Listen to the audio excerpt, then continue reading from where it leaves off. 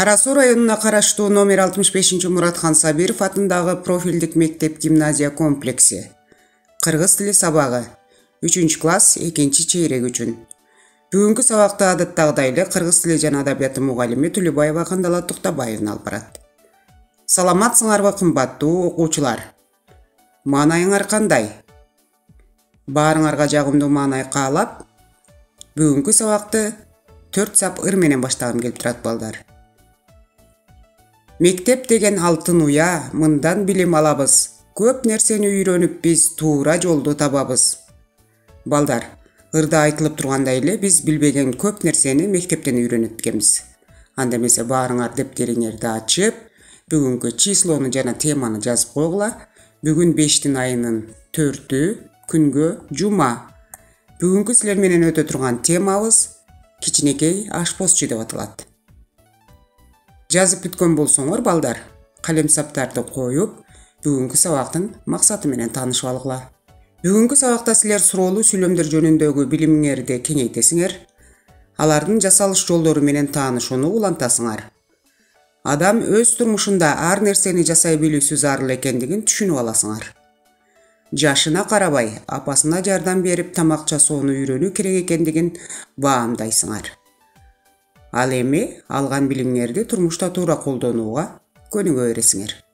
Сабактын максаты түшүнүктүү болсо балдар, баарыңар китебиңердин 67 бетин ачып, 1-көнүгүүдөгү сүрөткө көңүл бургула. Сүрөткө жакшылап көңүл буруп балдар сөздөрдү эстегиле. Анда эмесе сүрөт боюнча суроолорго жооп беребиз балдар. 1-суроо. Бул кайсыл бөлмө? Кайсыл бөлмө экенин эстедиңерби балдар? Бул ашкана. Азаматсыңар. Булар кимдер? Булар апасы жана баласы. 3-суроо. Апасы эмне кылып жатат? Азаматсыңар. Апасы стаканга сүт куюп жатат. Акыркы суроо. Баласы эмне кылып жатат? Баласы сүт ичип жатат. Азаматсыңар балдар, мына биз сүрөт боюнча сөздөрдү эстеп, берилген суроолорго жооп бердик. Анда эмесе кийинки тапшырмага көңүл бурабыз. 2-көнүгүүдө балдар, сөздөрдү туура туташтыргыла деген тапшырма берилиптир.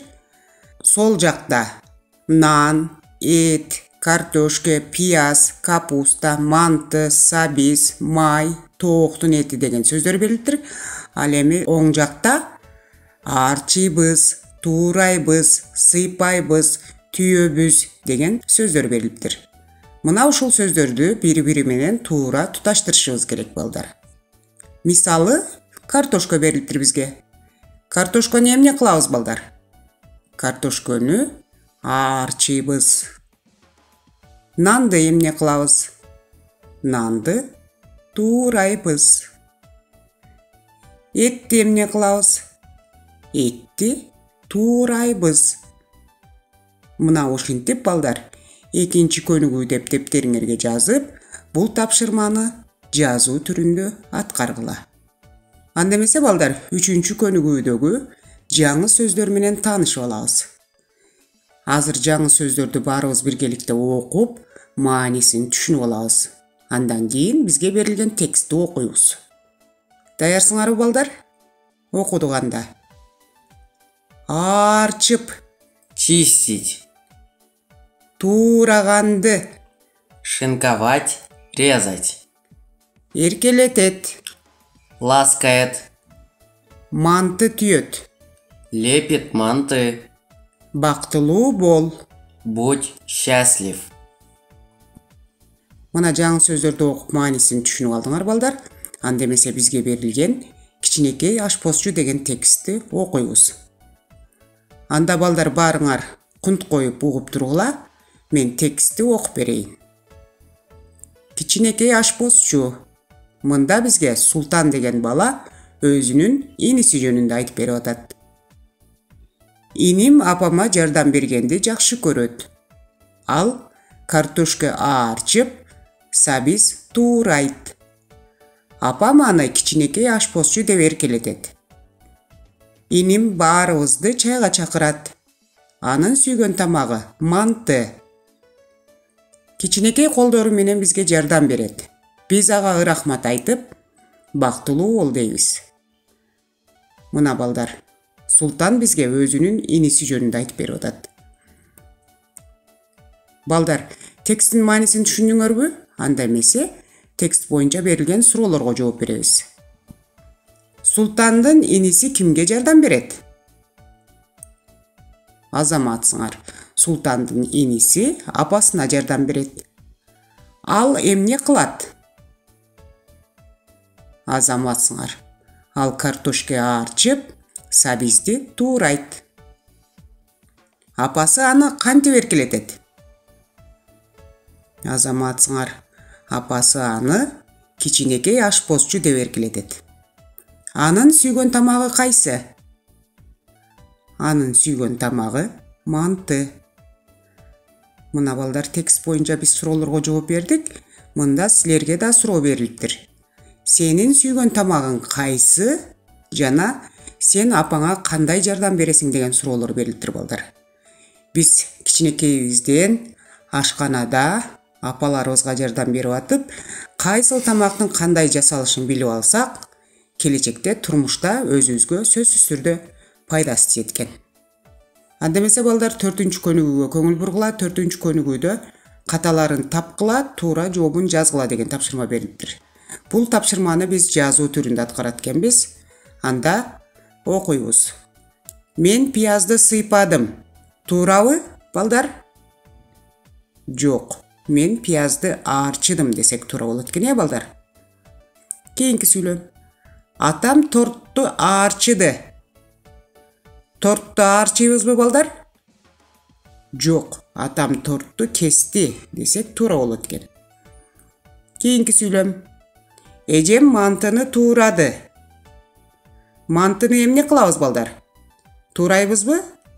Жок, эжем мантыны түйдү.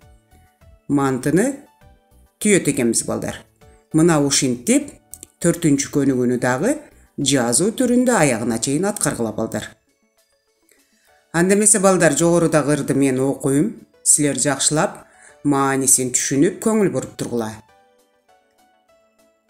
Кичинекей биздин Айша бүт жумушту аткарды. Үй шыпырды, идиш жууду, баарын өзү башкарды. Өзү 4 сап ыр болгон менен балдар, анын ичинде терең маани жатат. Демек, бүгүнкү темабызда балдар, биз ар дайым кичинекейибизден баштап ата-энелерибизге жардам берип, көп нерсени үйрөнүп алышыбыз керек экен. Ашканада апаларыбызга идиш жууганга, тамак жасаганга жардам беришибиз керек экен. Өзүбүздүн бөлмөлөрүбүздү жыйнаганды үйрөнүшүбүз керек экен. Мына ушинтип эмгекке тарбияланып барсак, келечекте бизге чоң пайдасы тиет экен. Туурабы, балдар? Сабак түшүнүктүү болсо, балдар, анда эмесе сабагыбызды жыйынтыктайбыз. Бүгүнкү сабакта биз силер менен эмне кылдык? Бүгүнкү сабакта биз силер менен сүрөт боюнча суроолорго жооп бердик. Сөздөрдү туура туташтырдык. Жаңы сөздөрдү окуп маанисин түшүндүк. Текстти окуп суроолорго жооп бердик. Каталарды таап туура жообун жаздык. Ырды окуп маанисин түшүндүк. Анда эмесе тапшырмага көңүл бургула, балдар. Үйгө тапшырма сөздөрдөн тепкич жасайбыз. Бул жерде 7 тепкич берилген, балдар. Силер ушул тепкичтерди бүгүнкү сабагыбыздагы кичинекей ашпозчу деген тексттеги сөздөр менен толтурасыңар. Толтуруп, мага WhatsApp аркылуу тартып жөнөтөсүңөр. Силердин аткарган тапшырмаларыңарды сөзсүз түрдө жогорудагы баалар күтүп турарын унутпагыла. Анда эмесе, кийинки сабактардан жолугушканча саламатта калгыла.